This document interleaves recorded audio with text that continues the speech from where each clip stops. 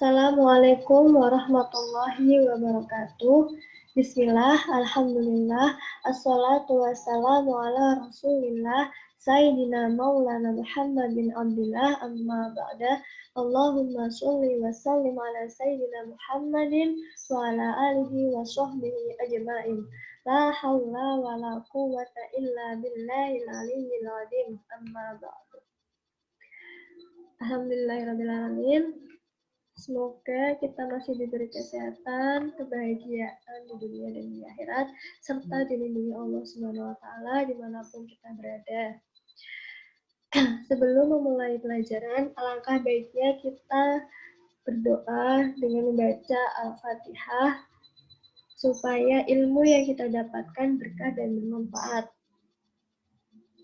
Langsung saja. Bismillahirrahmanirrahim. Alhamdulillahirabbil alamin.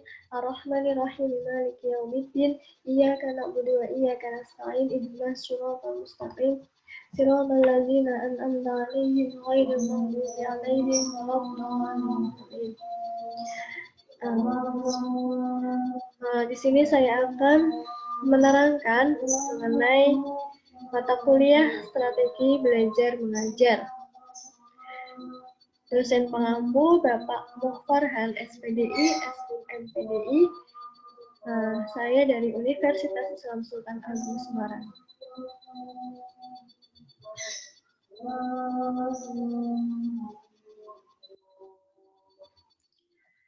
Mengenai strategi pembelajaran. Strategi pembelajaran ini terbagi menjadi 7. Ada strategi pembelajaran aktif, ada yang kedua strategi pembelajaran kooperatif, yang ketiga ada strategi pembelajaran kontekstual, yang keempat ada strategi pembelajaran berbasis masalah, yang kelima ada strategi pembelajaran afektif, yang keenam ada strategi pembelajaran kuantum, dan yang terakhir ada pembelajaran saintifik. Langsung saja ya. Di strategi pembelajaran ini terdapat banyak macamnya. Yang pertama kita akan membahas mengenai pembelajaran aktif. Definisi pembelajaran aktif. Nah, apa sih definisi pembelajaran aktif? Definisi ini merupakan proses pembelajaran di mana guru harus dapat menciptakan suasana yang sedemikian rupa sehingga peserta didik itu aktif bertanya, mempertanyakan, dan mengemukakan pendapat mereka terkait materi pembelajaran. Nah, seperti di contoh ini ada siswa dan siswi yang sedang bertanya, ada yang sedang mengemukakan pendapat mereka, dan saling menciptakan suasana yang benar-benar aktif gitu ya. Jadi murid itu dituntut untuk aktif, jadi bukan gurunya. Ya, aktif. Pembelajaran ini sangat bagus bagi siswa dan siswi. Yang kedua, ada ciri-cirinya strategi pembelajaran aktif.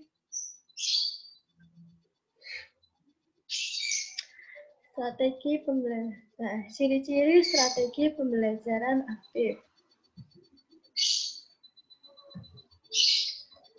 Yang pertama mengenai ciri-cirinya yaitu pengamatan terhadap beberapa model atau contoh yang memberikan kesempatan pada siswa untuk melihat dan mengetahui. Yang kedua, refleksi dengan mengungkapkan pengalaman mereka ke teman atau gurunya sehingga muncul pengalaman dan pengetahuan yang baru. Dan yang ketiga, ada pemecahan masalah. Jadi siswa itu berada di kondisi higher order thinking, berpikir yang tinggi, berpikir kritis gitu ya. Jadi ciri-cirinya ada 3, pengamatan, mengungkapkan pengalaman mereka, dan yang ketiga itu pemecahan masalah. Itu mengenai ciri-ciri strategi pembelajaran aktif. Tujuan strategi pembelajaran aktif.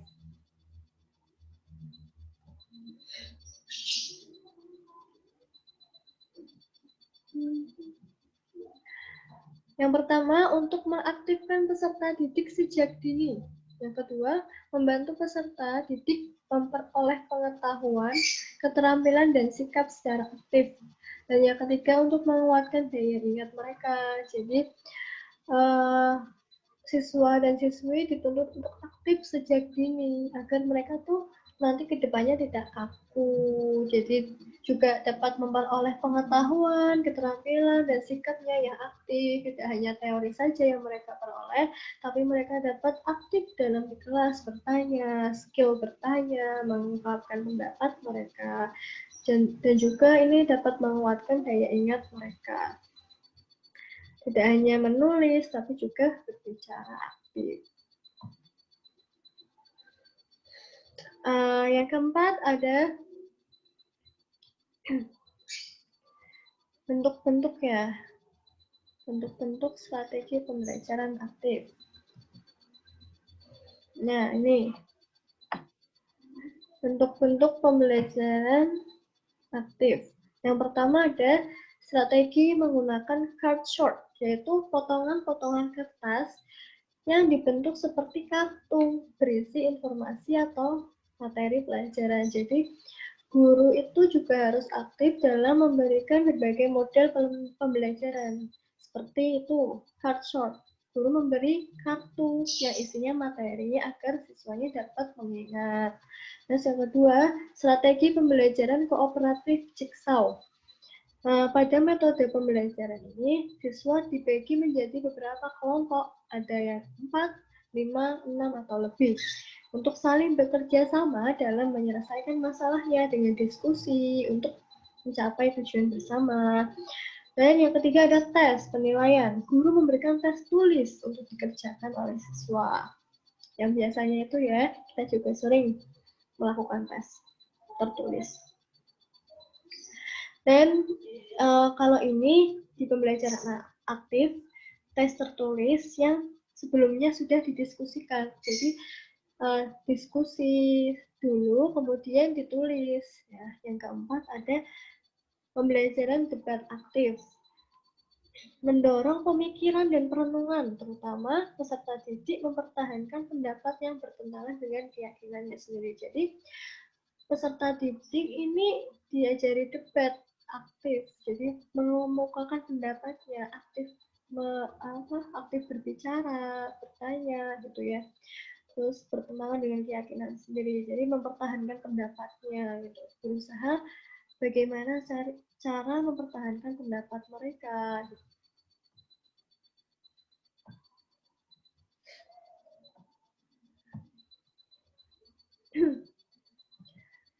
Kelebihan dan kekurangan strategi pembelajaran aktif. Kelebihannya berpusat pada peserta didik. Kedua, penekanan pada menemukan pengetahuan, bukan menerima pengetahuan. Sangat menyenangkan, memberdayakan semua potensi dan indera peserta didik, dan menggunakan metode yang bervariasi. Kekurangannya ini, peserta didik sulit mengorientasikan pemikirannya ketika tidak didampingi oleh pendidik. Pembahasan terkesan ke segala arah atau tidak terfokus. Jadi, kekurangannya apabila peserta didik sudah terbiasa didampingi oleh pendidik pada saat berdiskusi, maka akan sulit gitu kalau tidak ada pendidiknya dalam mengorientasikan pemikirannya gitu. Jadi harus senantiasa didampingi gitu kekurangannya. Yang kedua itu pembahasannya itu jadi kayak abstrak gitu ke segala arah, nggak fokus sama satu. Jadi ya itu tadi pembelajaran aktif ini itu menuntut siswa untuk berpikir high order thinking, jadi berpikir yang tinggi, berpikir yang kritis dalam menemukan masalah. Lanjut ya, mengenai pembelajaran kooperatif ini definisinya.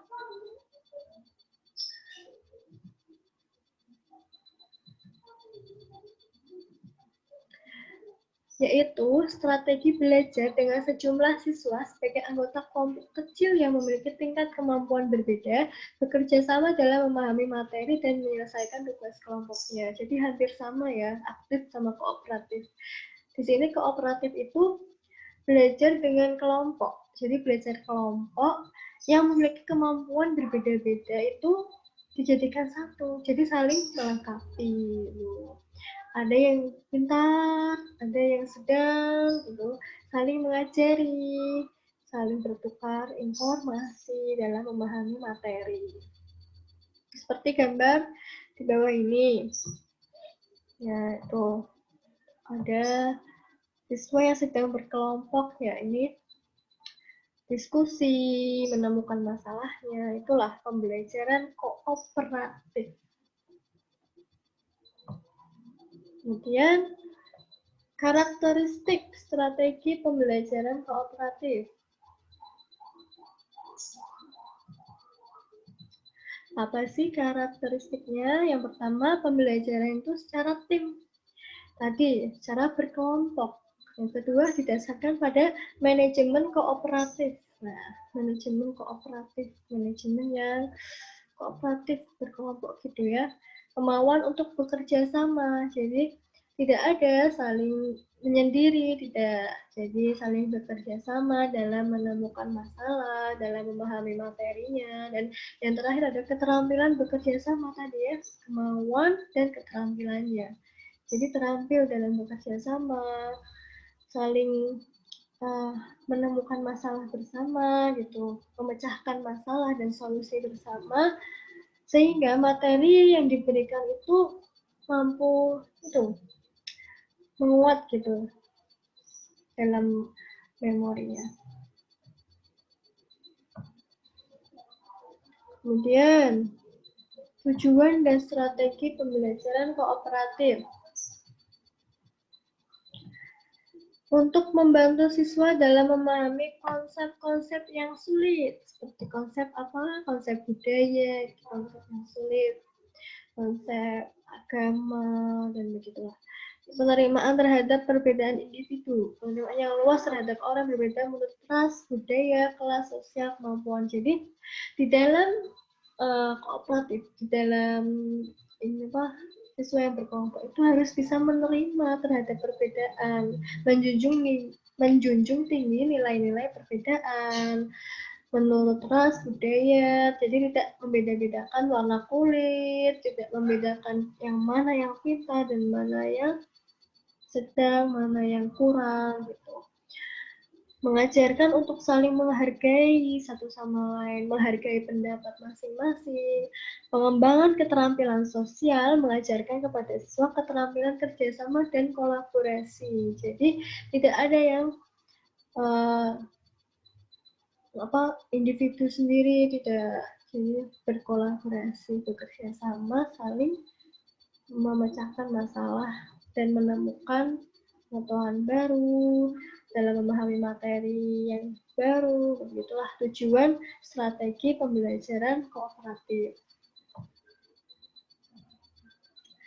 Lanjut, kelebihan dan kekurangan pembelajaran kooperatif. Kelebihannya dapat menambah kepercayaan, kemampuan berpikir sendiri, menemukan informasi dan berbagai sumber, dan belajar dari siswa yang lain. Jadi, dapat menambah, masing-masing siswa itu memiliki pendapatnya masing-masing. Jadi, mereka itu bisa percaya sama pendapat mereka masing-masing. Juga menemukan informasi yang baru dari berbagai siswa. Jadi, setiap siswa itu kan memiliki pendapat yang berbeda. Belajar dari siswa yang lain, kayak diskusi kelompok gitu ya. Dapat mengembangkan kemampuan mengungkapkan ide atau gagasan dengan kata-kata secara verbal dan membandingkannya dengan ide-ide orang lain.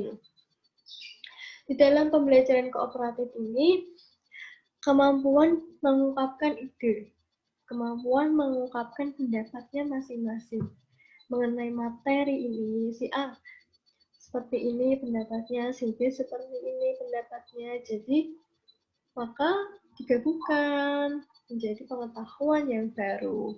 Dan yang ketiga, dapat membantu anak untuk respect pada orang lain dari akan segala keterbatasannya serta menerima segala perbedaan tadi ya.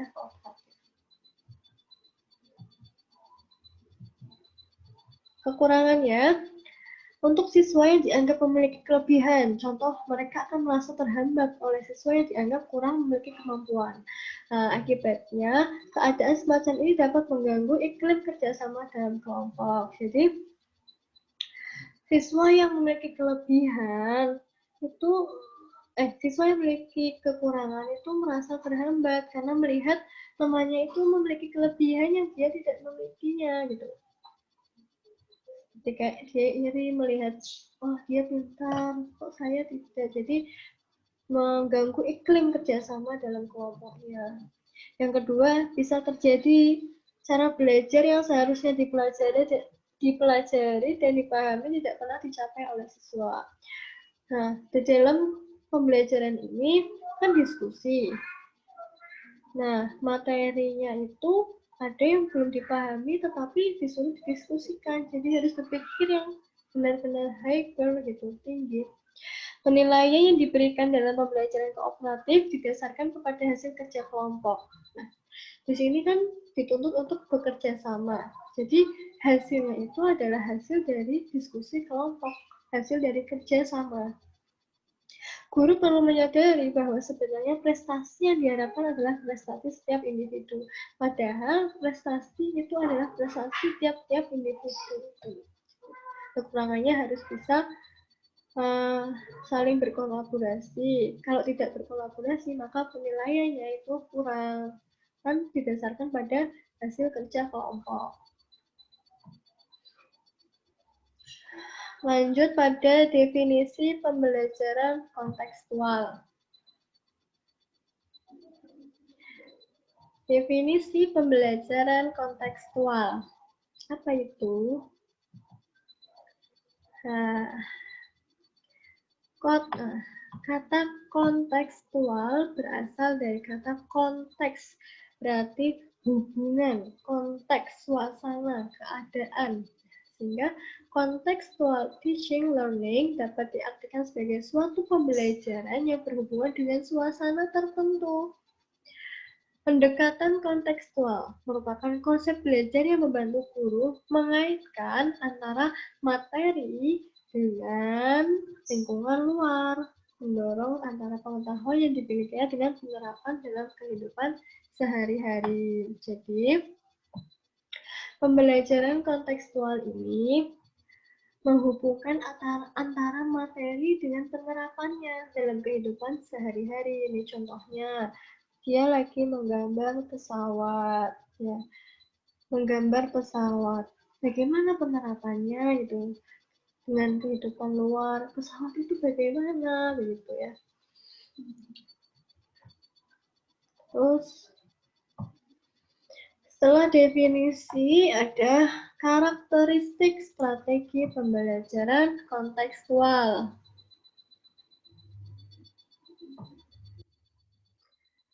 Apa sih karakteristiknya? Pertama, saling bekerja sama.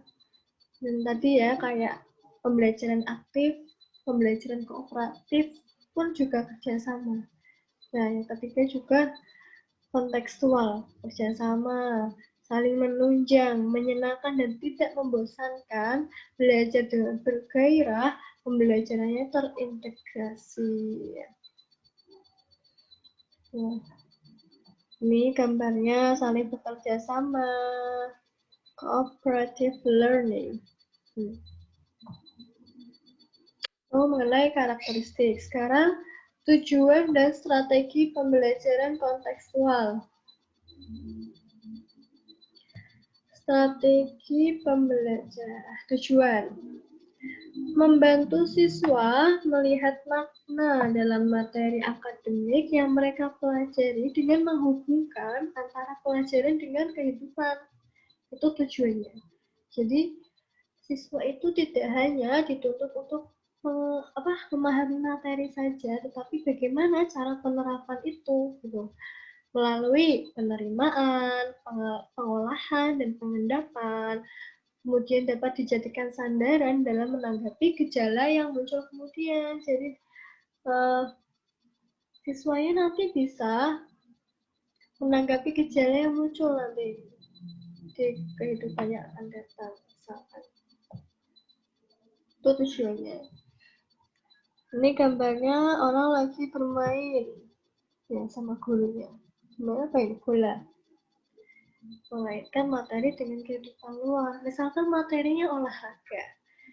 Terus dikaitkan dengan kehidupan luar itu bagaimana sih bermain bola? Bermain bola, materinya harus menendang menggunakan kaki ini.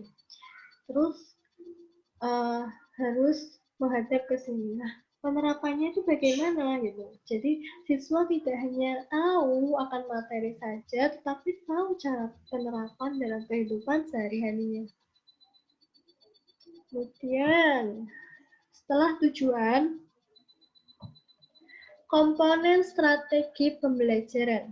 Nah, kontekstualnya. Komponennya apa saja? Ada konstruktivisme, siswa membangun sendiri pengetahuan mereka melalui keterlibatan aktif dalam proses belajar mengajar. Menemukan pengetahuan dan keterampilan yang diperoleh siswa diharapkan bukan hasil mengingat fakta, tapi hasil menemukan sendiri. Jadi, menuntut siswanya untuk menemukan fakta-fakta gitu. Bukan hasil mengingat, tetapi memahami, hasil menemukan gitu. Yang ketiga ada bertanya. Bertanya itu bentuknya bisa dilakukan guru langsung pada siswa, atau justru itu siswanya yang bertanya kepada guru. Pada siswa lain bisa, atau kepada orang lain secara khusus. Yang keempat adalah masyarakat belajar. Hasil pembelajaran diperoleh dari kerjasama dengan orang lain. Nah, masyarakat belajar ini seperti pembelajaran dengan masyarakat lain. Jadi dia bagaimana sih belajar gitu, bertanya dengan orang lain, bagaimana etikanya, bagaimana gitu. Terus yang terakhir ada pemodelan, suatu pembelajaran keterampilan atau pengetahuan atau model yang bisa ditiru. Jadi siswa itu meniru untuk dipelajari gitu. Pembelajaran keterampilan seperti misalkan melihat menjahit. Nah, bagaimana sih cara menjahit? Kemudian dia meniru cara menjahit, cara merajut, dan sebagainya. Kemudian tadi komponen sudah, sekarang kelebihan dan kekurangan pembelajaran kontekstual. Kelebihannya apa saja ya? Pertama, ada pembelajaran itu lebih bermakna. Jadi kan tidak hanya menemukan fakta-fakta, tapi juga penerapannya itu bagaimana gitu. Kan itu bermakna ya untuk kehidupan sehari-hari. Terus yang kedua, pembelajaran itu lebih produktif. Jadi tidak hanya teori saja yang dia dapatkan, bagaimana prakteknya, produktifnya, produktif. Yang ketiga, mampu menumbuhkan penguatan konsep kepada siswa, karena pembelajaran itu menuntut siswa menemukan sendiri, bukan menghafal. Jadi di sini pembelajaran kontekstual ini, siswa dituntut untuk memahami, menemukan sendiri. Dan bukan menghafal, karena kalau menghafal itu gampang lupa. Terus yang keempat, menumbuhkan keberanian siswa untuk mengemukakan pendapat tentang materi yang dipelajari. Jadi, di sini dituntut untuk berani dalam mengemukakan pendapat tentang materi yang dia pelajari. Nah, itu kekurangannya. Bagi siswa yang tidak dapat mengikuti pembelajaran, tidak mendapatkan pengetahuan dan pengalaman yang sama dengan teman lainnya, karena siswa tidak mengalami sendiri. Jadi, jika ada salah satu siswa yang tidak mengikuti pembelajaran, misalkan karena tidak masuk atau terlambat atau bagaimana, maka siswa tersebut akan ketinggalan. Karena pembelajaran kontekstual ini, siswa dituntut aktif dalam menemukan fakta-fakta sendiri gitu. Dan pendapat untuk mendapatkan pengetahuan itu berbeda-beda. satu siswa dengan yang lain, cara mendapatkannya itu berbeda-beda. Yang kedua, perasaan khawatir pada anggota kelompok akan hilangnya karakteristik siswa karena harus menyesuaikan dengan kelompoknya. Nah, di pembelajaran kontekstual ini kan berkelompok. Jadi ada siswa yang berbeda-beda karakternya kan, semua orang itu berbeda-beda. Jadi bagaimana itu siswa harus bisa beradaptasi dengan anggota kelompoknya, saling menghargai bagaimana si karakter si A, bagaimana karakter si B. Oh, dia ini egois. Oh, dia ini begini. Jadi kita harus begini. Jadi harus bisa menyesuaikan dengan kelompoknya. Terus yang ketiga, banyak siswa yang tidak senang apabila disuruh bekerja sama dengan yang lainnya karena siswa yang tekun merasa harus bekerja melebihi siswa yang lain dalam kelompoknya, dan ini sering terjadi ya, bahkan di bangku-bangku kuliah gitu ya. Ketika kerja kelompok, nah, siswa yang tidak senang bekerja sama dengan yang lain itu siswa yang tekun merasa harus melebihi siswa yang lain gitu loh. Ya, gitu. Karena siswa yang tekun merasa harus bekerja. Jadi yang bekerja hanya siswa yang tekun saja. Yang lainnya numpang nama. Bercanda ya. Tapi itulah kekurangannya dalam kerja kelompok. Lanjut. Ada definisi pembelajaran berbasis masalah. Definisi pembelajaran strategi pembelajaran berbasis masalah itu apa ya? Nah, adalah strategi pembelajaran yang lebih banyak menggunakan masalah-masalah di kehidupan nyata agar peserta didik itu dapat berpikir lebih konkret dan lebih mengembangkan kreativitas mereka. Jadi tadi ya sama kontekstual itu juga untuk menerapkan kehidupan sehari-hari juga kaitannya. Terus kalau yang ini pembelajaran berbasis masalah itu banyak menggunakan masalah di kehidupan nyata. Gitu. Jadi mengambil masalah itu tidak mengambil dari teori, dari kehidupan nyata. Tuh. Bagaimana cara menggunakan misalkan menggunakan lebih mengembangkan kreativitas mereka gitu. Bentuknya lebih konkret, bukan masalah di kehidupan nyata. Bagaimana sih cara menyelesaikan cara menjahit gitu, kan tidak hanya teori kan itu nah, masalah di kehidupannya.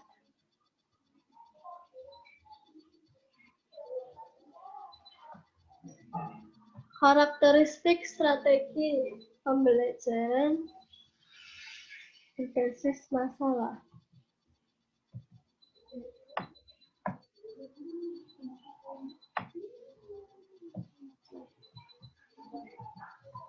Apa saja sih? Pertama, pengajuan pertanyaan atau masalah. Itu karakteristiknya. Jadi, siswa itu mengajukan pertanyaan. Yang kedua, terkait dengan disiplin ilmu lain. Jadi, tidak hanya fokus sama satu ilmu pengetahuan, tapi banyak. Yang ketiga, menyelidiki masalah autentik. Yang keempat, memamerkan hasil kerja kolaborasi. Nah, setelah pertama, dia itu mengajukan pertanyaan. Yang kedua, menjawabnya itu dari berbagai ilmu lain. Jadi tidak hanya satu gitu, dari sumber lain. Jadi yang ketiga, menyelidiki masalah itu dengan bekerja sama, dengan kolaborasi. Dan yang keempat, memamerkan hasil kerja kolaborasi dengan seperti mempresentasikan hasil kerja kelompoknya, ya. Itulah karakteristik pembelajaran berbasis masalah. Ini seperti gambar ya. Sedang mengajukan pertanyaan dengan kelompoknya gitu. Terus ini menyelidiki masalah ya, yang autentik, masalah yang serius. Ada tujuan dan strategi pembelajaran berbasis masalah. Apa ya? Maka itu untuk membantu siswa dalam mengembangkan kemampuan berpikir. Mengembangkan kemampuan berpikir, kemudian yang kedua mengembangkan kemampuan memecahkan masalah, yang ketiga keterampilan intelektual. Jadi tujuannya itu untuk menumbuhkan, meningkatkan keterampilan intelektual dan menjadikan siswa itu mandiri. Jadi tidak dikit-dikit gurunya. Jadi siswa ya harus mandiri lah dalam memecahkan masalah ini dengan dibantu kelompoknya. Nah, itulah tujuan strategi pembelajaran berbasis masalah. Desain masalah dalam strategi pembelajaran berbasis masalah. Apa saja? Desainnya itu banyak. Yang pertama mengenai karakteristik.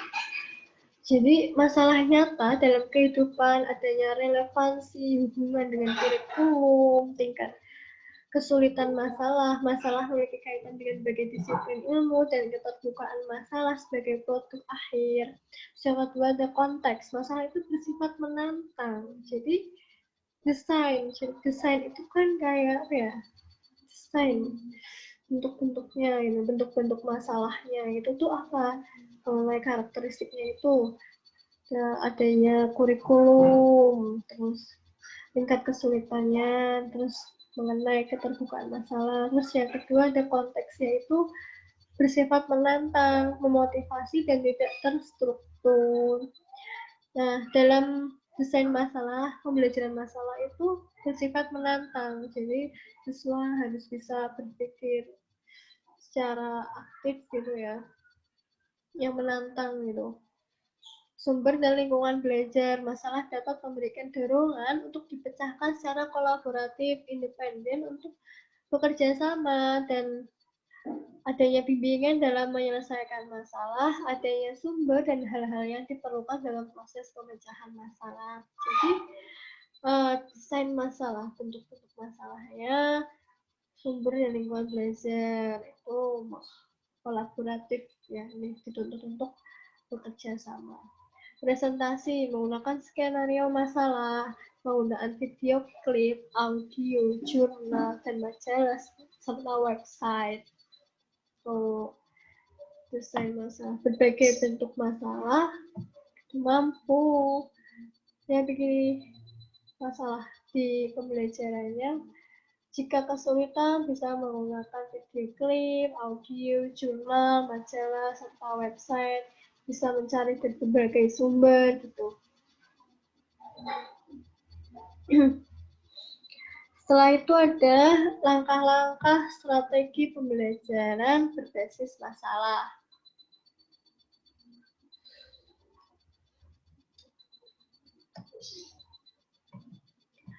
Langkah-langkah apa saja?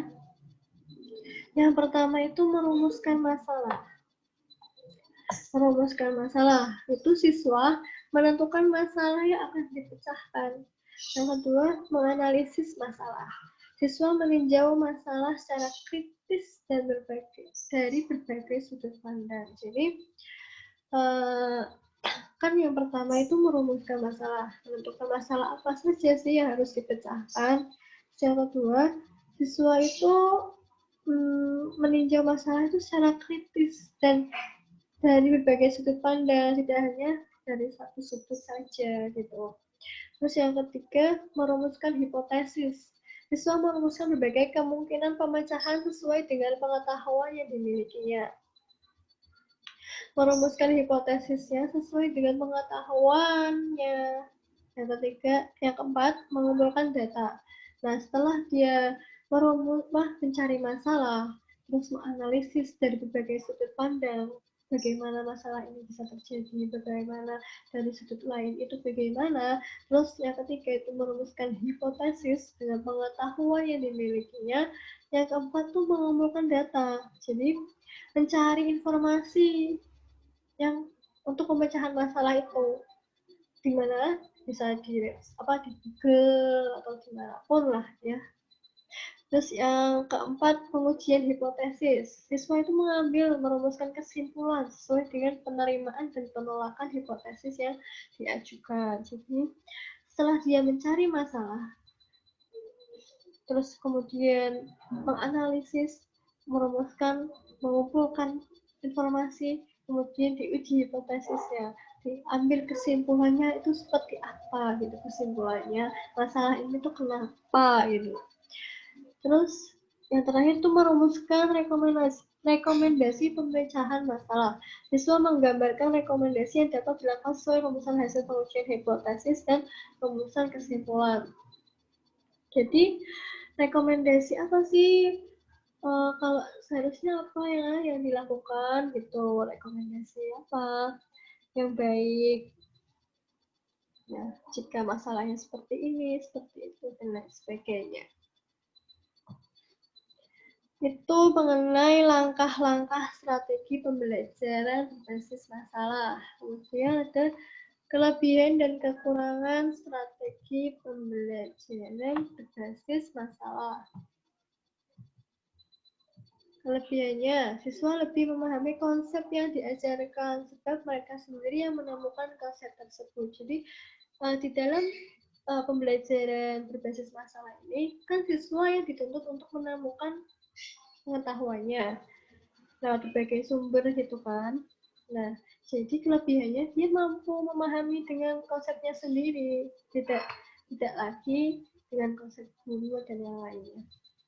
Yang kedua, melibatkan secara aktif memecahkan masalah dan menuntut keterampilan berpikir siswa yang lebih tinggi. Jadi, menuntut berpikir yang tinggi, yang kritis dalam memecahkan masalahnya. Yang ketiga, pengetahuan tertanam berdasarkan skema yang dimiliki siswa sehingga pembelajaran itu lebih bermakna. Pengetahuannya itu sudah tertanam di dalam skema siswa ya, yang dimiliki siswa, masing-masing siswa. Jadi pembelajaran itu dapat bermakna, dapat disimpan dalam long term memory. Jadi kayak tidak hanya menghafal saja, tapi bisa memahami, bisa menerapkan. Kekurangannya ada menentukan suatu masalah yang tingkat kesulitannya sesuai dengan tingkat berpikir siswa, serta pengetahuan dan pengalaman yang telah dimiliki oleh siswa sangat memerlukan keterampilan dan kemampuan guru. Jadi, jika ada kesulitan dalam berpikir, kan tiap-tiap siswa itu berbeda ya, cara berpikirnya. Cara berpikirnya itu berbeda. Jadi kan perlu keterampilan dan kemampuan guru juga dalam memahamkan siswanya. Proses belajar dengan pembelajaran berbasis masalah membutuhkan waktu yang cukup lama karena tadi langkah-langkahnya ada apa tadi, ada banyak sekali ya. Ada kayak mencari masalah dulu, terus menganalisis data, kemudian mencari informasi, kemudian hipotesis, baru kemudian jadi akhir itu masalah itu direkomendasi seperti apa, seperti itu butuh waktu yang lama. Yang ketiga, mengubah kebiasaan siswa dari belajar mendengarkan dan menerima informasi menjadi belajar dengan banyak berpikir. Memecahkan masalah merupakan kesulitan tersendiri bagi siswa. Jadi di sini dituntut untuk banyak berpikir yang tinggi dalam memecahkan masalah, dan itu membuat siswanya kesulitan karena tiap-tiap siswa itu berbeda dalam berpikir. Itu adalah kelebihan dan kekurangan pada strategi pembelajaran berbasis masalah. Nah, kemudian kita lanjut pada definisi pembelajaran afektif. Apa ya definisi pembelajaran afektif? Gambarnya itu siswa lagi serius belajar. Nah, strategi pembelajaran afektif. Strategi yang bukan hanya bertujuan untuk mencapai pendidikan kognitif saja, melainkan bertujuan untuk mencapai dimensi lainnya, bisa aspek psikomotorik, afektif, dan lainnya. Sikap dan keterampilan afektif berhubungan dengan volume yang sulit diukur karena menyangkut kesadaran seseorang yang tumbuh dari dalam. Jadi sikap dan keterampilan afektif. Nah, itu strategi pembelajaran afektif. Bukan hanya mencapai pendidikan kognitif saja, mencapai pendidikan yang hanya kognitif, jadi kayak kecerdasannya bukan, tapi ada keterampilan dan sikapnya itu bagaimana. Ya, seperti ini ya. Bukan hanya kognitif saja, tapi keterampilannya ini, keterampilan.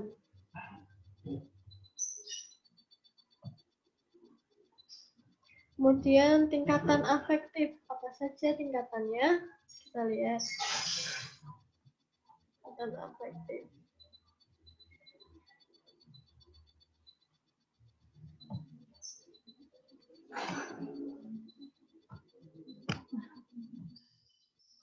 Balik.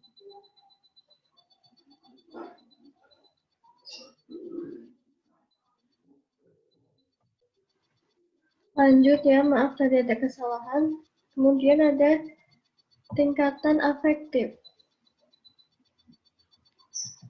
Tingkatan afektif apa saja? Yang pertama ada receiving atau attending, penerimaan.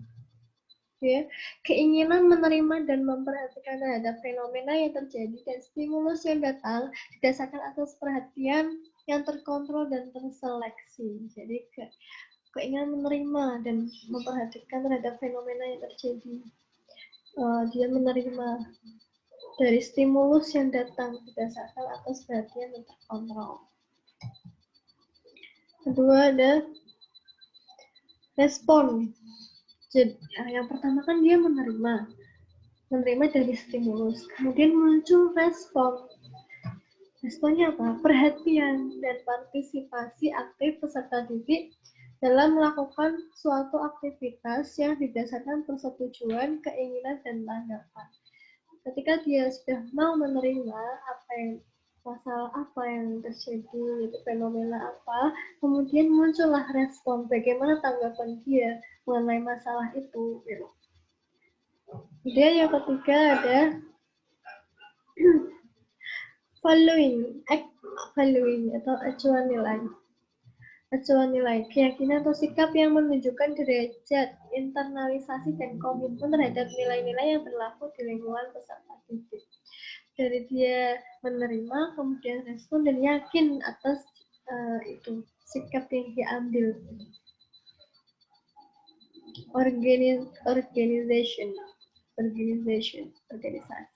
Organisasi mengorganisasi nilai-nilai yang relevan. Maaf itu typo. Salah ya. Relevan ke dalam satu sistem didasarkan pada saling berhubungan antar nilai. Jadi ketika dia sudah menerima, merespon, kemudian yakin atas sikapnya dia ambil, sikap apa yang dia ambil, bagaimana, dan kemudian dia mengorganisasikan nilai-nilai itu. Jadi menerapkan nilai-nilai itu.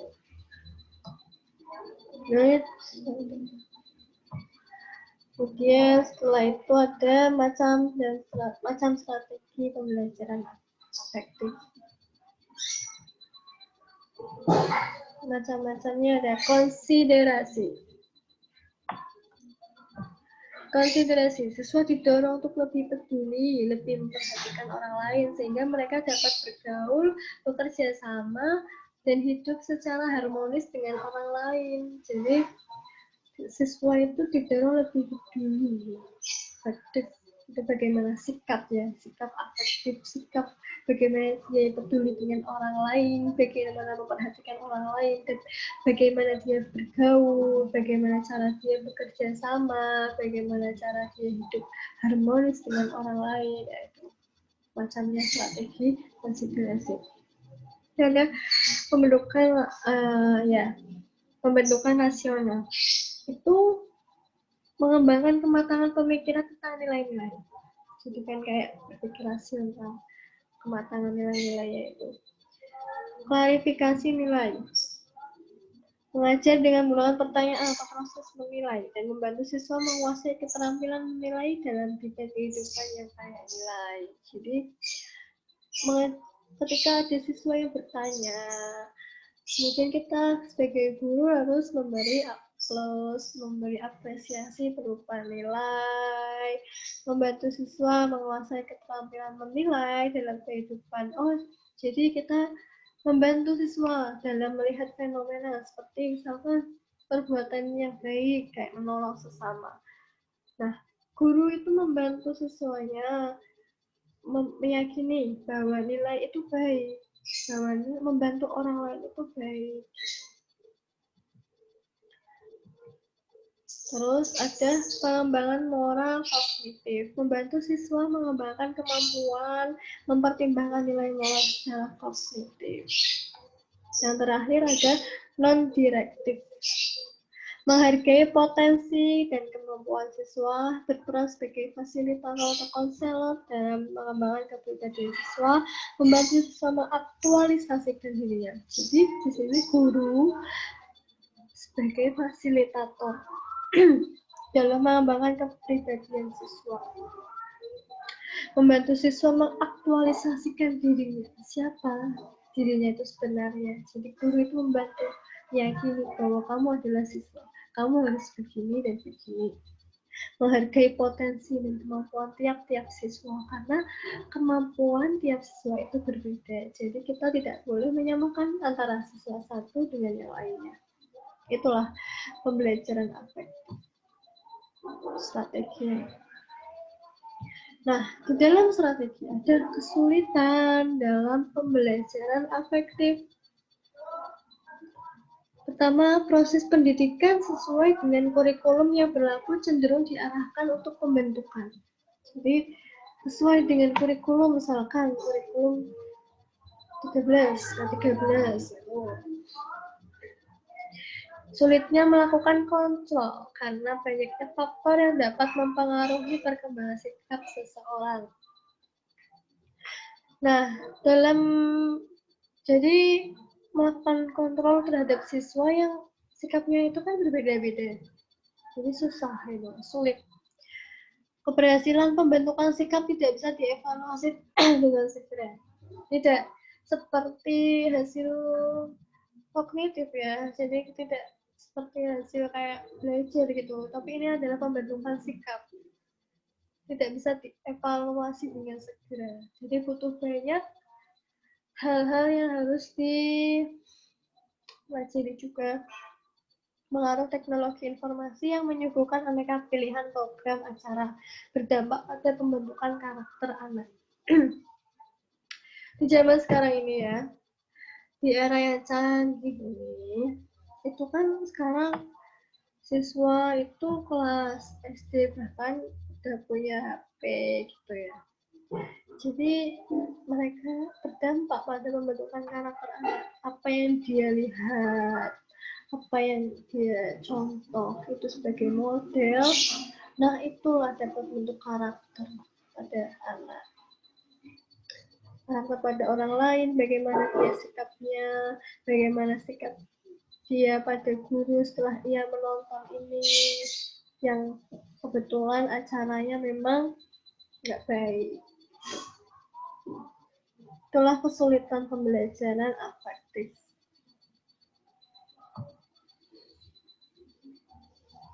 Kita lanjut definisi pembelajaran kuantum.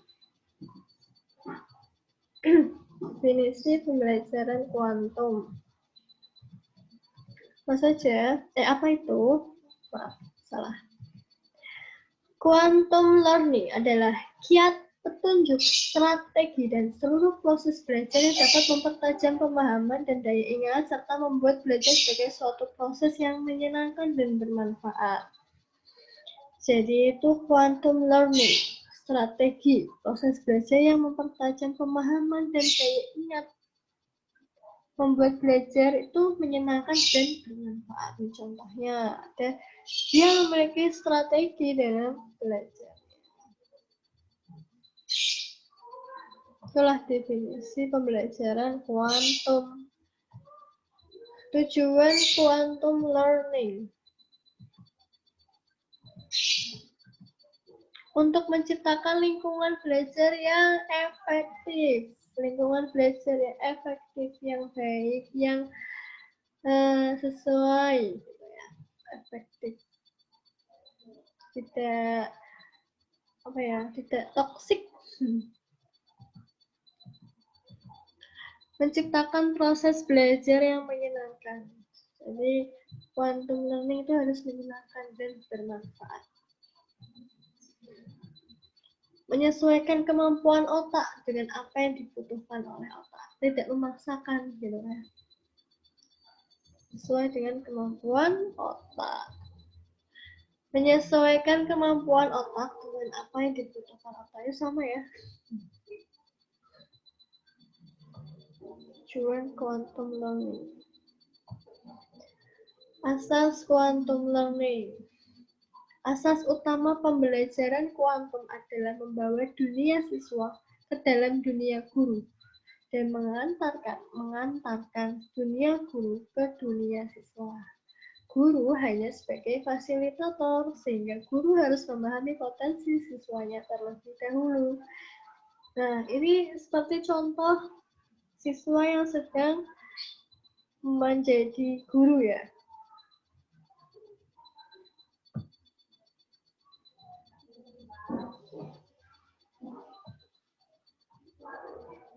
Nah, itu. Jadi siswanya dituntut untuk aktif dan masuk ke dalam dunia guru atau sebaliknya. Asas prinsip quantum learning. Kemudian lanjut ya.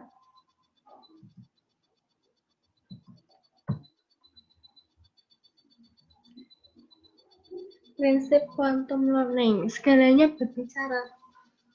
Skalanya dari lingkungan kelas hingga bahasa tubuh, dari kertas yang dibagikan hingga rancangan pelajaran, semuanya mengirim pesan tentang belajar. Jadi prinsip quantum learning itu semuanya berbicara. Skalanya bertujuan. Semua yang terjadi dalam pengubahan mempunyai tujuan mengirim pesan tentang belajar. Jadi semua pembelajaran itu ada tujuannya. Yang ketiga, pengalaman sebelum pemberian nama. Maksudnya otak kita berkembang pesat dengan adanya rangsangan kompleks yang akan menggerakkan rasa ingin tahu. Oleh karena itu, proses belajar paling baik terjadi ketika siswa telah mengalami informasi sebelum mereka memperoleh nama untuk apa yang mereka pelajari. Jadi sebelum mereka memperoleh apa sih itu, nah mereka itu telah mengalami informasi itu gitu loh sebelumnya. Jadi memperoleh nama untuk apa yang mereka pelajari gitu. Akui setiap usaha. Belajar mengandung resiko. Belajar berarti melangkah keluar dari kenyamanan. Jadi keluar dari zona nyaman. Pada saat siswa mengambil langkah ini, mereka patut mendapat pengakuan atas kecakapan dan kepercayaan diri mereka. Jadi ketika siswa sudah berusaha, maka kita sebagai guru harus mengakui setiap usahanya, mengapresiasi setiap usahanya, memberikan penguatan, reinforcement, penguatan positif. Jika layak dipelajari, maka layak pula dirayakan. Perayaan adalah sarapan pelajar juara. Perayaan memberikan umpan balik mengenai kemajuan dan meningkatkan asosiasi emosi positif dengan belajar. Jadi, jika layak, maka dirayakan tadi, diberi pujian, terus diberi penguatan yang positif, reward, dan lain sebagainya agar kegiatan itu berulang. Jadi tidak berhenti gitu. Siswa memiliki semangat lagi, semangat terus dan terus belajar. Quantum learning itulah prinsip. Langkah-langkah quantum learning. Ya, yang pertama ada tahap persiapan. Di tahap ini, mempersiapkan kondisi belajar siswa dengan cara mengatur ruang kelas gitu, agar berbeda dengan kelas biasa dengan menata kursi berbentuk huruf U untuk memudahkan siswa melakukan kontak mata. Jadi tidak berjejer begini terus, tapi kadang untuk lingkaran bisa, untuk huruf U juga bisa, agar tidak bosan. Yang kedua, menyiapkan musik yang lembut pasang ketika siswa melakukan kontak mata. Menciptakan kalimat sugestif positif untuk diberikan kepada siswa. Jadi jangan pernah guru memberikan sugestif yang negatif. Contohnya kayak, kamu itu tidak bisa, kamu itu gagal, itu stop.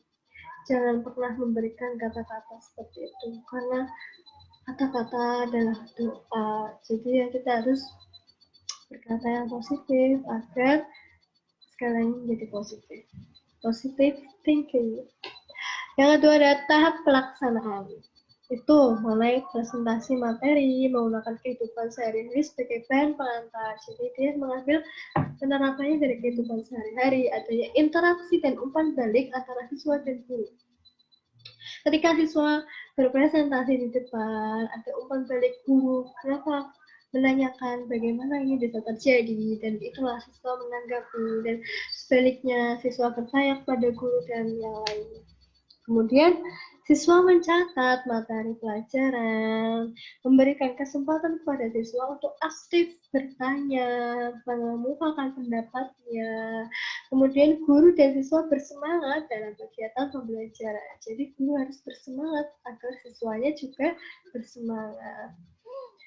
Tahap evaluasi, siswa diberi latihan soal. Nah, latihan soal ini setelah berdiskusi, setelah banyak presentasi, kemudian latihan soal dari hasil itu. Jadi guru memperhatikan permasalahan yang dihadapi siswa, tidak menyalahkan kesalahan kepada siswa. Jadi apa yang pendapat mereka, itulah jawabannya gitu.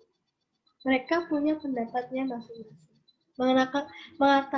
Mengadakan penelitian melalui tes lisan dan tes tertulis. Jadi tidak hanya tertulis saja, dan kita sebagai guru mengadakan tes lisan, akan mengasah public speaking-nya dan lain, keberanian dalam berbicara dan lainnya. Itulah langkah-langkah quantum learning. Kemudian kelebihan dan kekurangan quantum learning. Kelebihannya, pembelajaran kuantum berpangkal pada psikologi kognitif, bukan fisika kuantum. Pembelajaran kuantum lebih bersifat humanistis, bukan positivistis, empiris, atau nativis. Pembelajaran kuantum lebih konstruktivis, bukan positivistis, empiris, behavioristis. Pembelajaran kuantum memusatkan perhatian pada interaksi yang bermutu dan bermakna, bukan sekedar transaksi makna.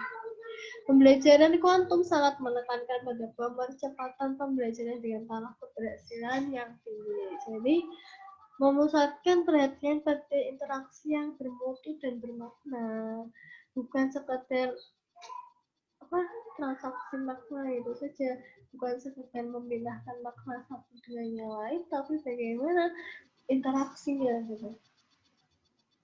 Menekankan pada percepatan pembelajaran yang taraf keberhasilan yang tinggi. Itulah kelebihannya. Kemudian kekurangannya membutuhkan pengalaman yang nyata. Jadi dalam menyelesaikan masalah itu sebelumnya dia harus punya pengalaman yang benar-benar dia itu tahu gitu dalam menjawabnya. Dia pernah merasakan waktu yang cukup lama untuk menumbuhkan motivasi dalam belajar. Jadi mood itu kan kadang berubah-ubah. ya.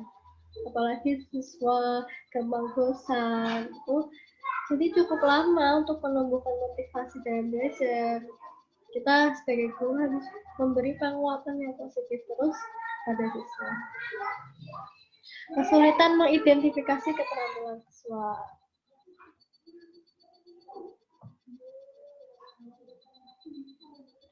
Kemudian ada definisi pembelajaran saintifik. Definisi pembelajaran saintifik itu apa sih? Nah, definisi pembelajaran saintifik adalah model pembelajaran yang menggunakan kaidah-kaidah keilmuan yang memuat serangkaian aktivitas pengumpulan data melalui observasi, menanya, eksperimen, mengolah informasi atau data, kemudian mengomunikasikan. Jadi dia observasi melalui pengamatan masalahnya. Pertama itu pengumpulan data ya. Jadi mengumpulkan data-data apa saja sih masalahnya, terus dia observasi, oh masalahnya ini, terus dia tanya pada guru, bagaimana Bu? Oh terus eksperimen, oh begini eksperimen, nah, membuat, oh ya, terus mengolah informasi atau data, diolah, dijadikan kesimpulan, kemudian mengomunikasikan, mempresentasikan. Itulah pembelajaran saintifik, kayak di laboratorium gitu ya, kayak praktikum, misalkan praktikum biologi, ketika uji urin atau uji makanan gitu ya, uji makanan gitu, karbohidrat, protein dan lainnya, itu mengumpulkan data dulu, apa saja sih pengaruhnya gitu.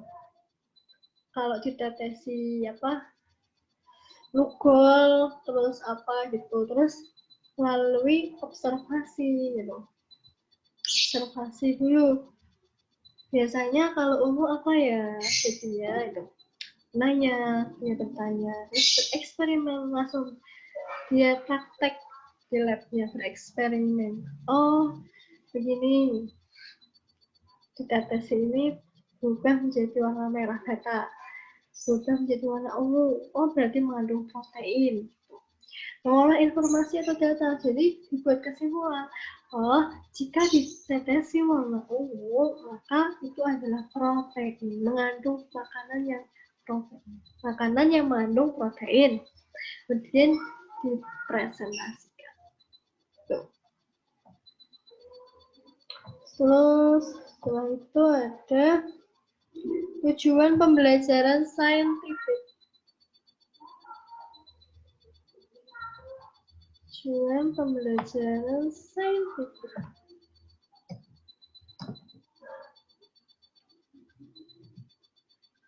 Meningkatkan kemampuan berpikir peserta didik. Meningkatkan kemampuan berpikir yang tinggi. Membantu kemampuan dalam menyelesaikan masalah secara sistematik, secara berurutan. Dari dia mengumpulkan data, kemudian observasi tadi, bertanya, kemudian eksperimen, menyimpulkan, mempresentasikan tadi ya, sistematik. Jadi urut.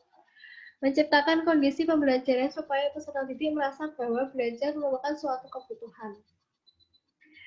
Tidak hanya belajar adalah kewajiban, tapi juga kebutuhan. Kita juga butuh belajar, ya.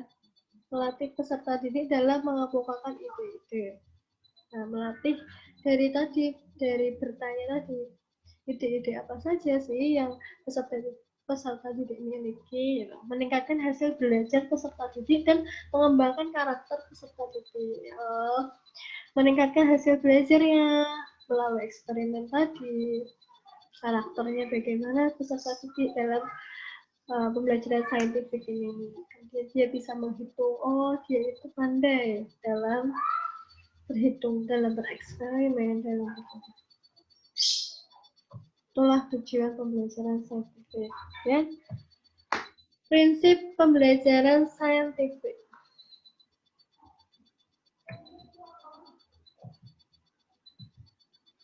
Pembelajaran berpusat pada siswa. Nah, siswa yang aktif. Pembelajaran membentuk style dan self konsep siswa sendiri. Jadi membentuk konsepnya sendiri, tidak konsep orang lain tadi ya. Siswa memiliki konsep sendiri dalam menyelesaikan masalahnya.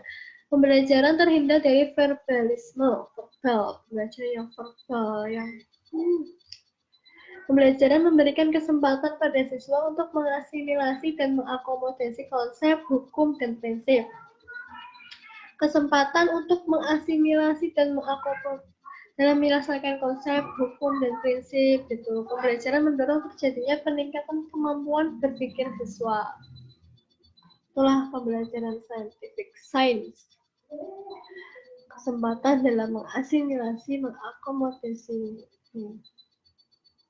kemampuan berpikir siswa. Kemudian langkah-langkah pembelajaran saintifik.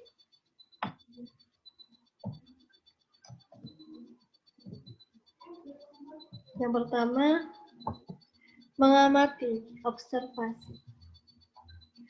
Mengamati proses pembelajaran, meaningful learning. Mengamati masalah apa yang terjadi pembelajaran saintifik. Kemudian yang kedua ada menanya, bertanya. Setelah dia mengamati masalah, kemudian dia bertanya. Kegiatan bertanya dilakukan dengan mengajukan pertanyaan tentang informasi yang tidak dipahami dari apa yang dia amati. Tanya kepada guru, pada teman, diskusi, bertanya. Kemudian mengumpulkan informasi. Setelah bertanya, dia mengumpulkan informasi dari guru seperti ini, dari Google seperti ini misalkan, dari teman yang lain seperti ini. Dapat membaca berbagai sumber, memperhatikan fenomena atau objek yang lebih teliti atau bereksperimen. Kemudian mengasosiasikan atau mengolah informasi tersebut menjadi kayak eksperimen gitu ya. Kegiatan menalar dalam kerangka proses pembelajaran dengan pendekatan ilmiah untuk dianut untuk memperoleh simpulan berupa pengetahuan. Setelah dia mengamati, kemudian dia bertanya. Kemudian dia mengumpulkan informasi itu dan mengolahnya menjadi kesimpulan. Yang terakhir, mengomunikasikan itu berupa presentasi, memberi kesempatan kepada siswa untuk mengomunikasikan apa yang telah mereka pelajari. Dilakukan melalui menuliskan atau menceritakan apa yang ditemukan dalam kegiatan mencari informasi, mengasosiasikan, dan menemukan pola. Itu tadi ya, pembelajaran saintifik, sistematis. Langkah-langkahnya ada 5. Kemudian yang terakhir, kelebihan dan kekurangan pembelajaran saintifik. Membantu siswa untuk memperbaiki dan meningkatkan keterampilan. Pengetahuan yang diperoleh melalui model sangat pribadi tak ampuh karena memuatkan pengertian, ingatan, dan transfer. Menguatkan pengertian, ingatan, dan mentransfer. Dia sudah mengingat, kemudian mentransfer, mengomunikasikan kepada yang lain. Menimbulkan rasa senang pada siswa karena tumbuhnya rasa menyelidiki dan berhasil. Jika siswa sudah bereksperimen dan hasilnya itu benar, dia merasa senang karena sudah menyelidiki hasilnya itu dengan usahanya sendiri. Menyebabkan siswa mengarahkan kegiatan belajarnya sendiri dengan melibatkan akalnya dan motivasi. Membantu siswa memperkuat konsep dirinya karena memperoleh kepercayaan bekerjasama dengan yang lainnya. Setelahnya, ini ya. Maaf.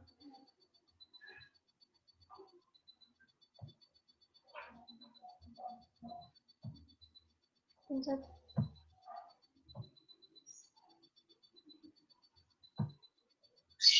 Tadi kelebihan dan kekurangan pembelajaran saintifik. Itu tadi kelebihan.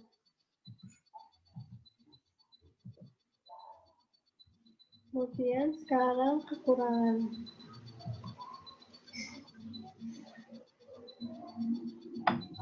Kekurangannya, siswa yang kurang pandai akan mengalami kesulitan abstrak dalam mengungkapkan hubungan antara konsep yang tertulis atau lisan, sehingga gilirannya akan menimbulkan frustasi. Jadi, tiap-tiap siswa memiliki kemampuan yang berbeda. Ketika siswa merasa kurang pandai, melihat siswa yang lebih pandai, dia akan frustasi. Jadi, dia akan kesulitan dalam memahami konsep yang ada, konsep masalah yang tertulis atau lisan. Kedua, tidak efisien untuk mengajar jumlah siswa yang banyak karena membutuhkan waktu yang lama untuk membantu mereka menemukan teori dalam memecahkan masalah. Harapan yang terkandung dalam model dapat buyar berhadapan dengan siswa dan guru yang telah terbiasa dengan cara-cara belajar yang lama. Pengajaran discovery lebih cocok untuk mengembangkan pemahaman, sedangkan aspek konsep, keterampilan, dan secara keseluruhan kurang mendapat perhatian. Jadi, mereka lebih suka discovery ketimbang konsep, keterampilan, dan emosi secara keseluruhan. Tidak menyediakan kesempatan untuk berpikir yang akan ditemukan. Jadi, tidak ada kesempatan untuk berpikir. Karena tadi ya, sistematis. Nah,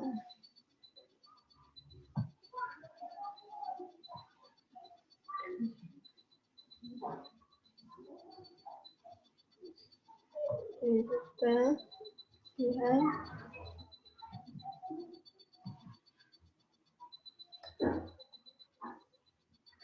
baik, sudah selesai. Sekian dan terima kasih. Semoga bermanfaat. Baik, itu saja dari saya. Mohon maaf jika ada salah kata. Sekian dan terima kasih. Wabillahi taufiq wal hidayah. Wassalamualaikum warahmatullahi wabarakatuh.